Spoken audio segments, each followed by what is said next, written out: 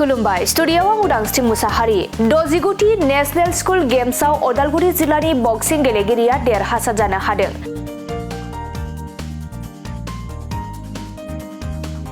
बानिफ्राय 9 February खालारसिम बेंगालराव दजिगुथि national school games 2025-26 बादायलायनाया जानानै थाङो। नंगौ, स्कुल गेम्स फेडारेशन अफ इन्डियानि सिङाव खुंगा दजिगुथि नेशनेल स्कुल गेम्स 2025-26 नि 19 बोसोरनि सिंनि हौवासा आरो हिनजावसाफोरनि बक्सिं बादायलायनायखौ कर्नाटक हादरसानि सोलोंथाइ बिफाननि बानजायनायाव बेंगालुरु नोगोरनि सेन्ट क्लेरेट कलेजआव 5निफ्राय 9 फेब्रुवारि 2026 सिम खुंफुंजायो।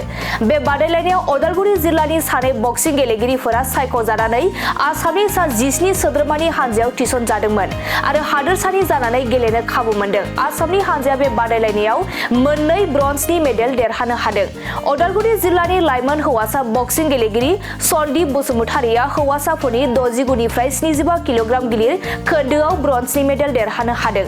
गुबुन फारसे हिनजावसाफोरनि 60 निफ्राय 64 किल'ग्राम गिलिर खोन्दोआव अदालगुरि जिल्लानि लाइमोन हिनजावसा बक्सिं गेलेगिरि हेमा नार्जारिया क्वार्टार फाइनेलाव जेननानै मेडेल मोननो हायासै। सन्दीप बसुमतारिनि मेडेल देरहानो हानायखौ अदालगुरि जिल्ला बक्सिं आफादनि गाहाय नेहाथारि आनन्द मोसाहारिया गोजोननाय फोरमायदों आरो सन्दीप बसुमतारिनो हामलायथि बावहरदों।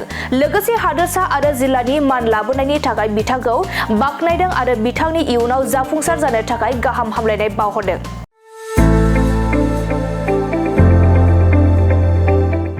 गोजोनथाव खौरां। क'क्राझार सहरनि साखाथियाव थानाय तितागुरि मानास पाब्लिक स्कुला लानानै फैदों गोजोनथाव खौरां।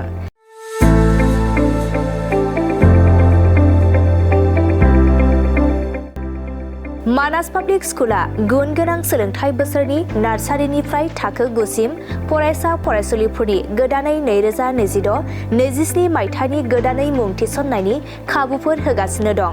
गुन गोनां सोलोंथाइ होनायजों लोगोसे तितागुरि मानास पाब्लिक स्कुलाव basic computer education, English speaking environment आरो मोजां सोलोंथाइ गोनां फोरोंगिरिफोर दं।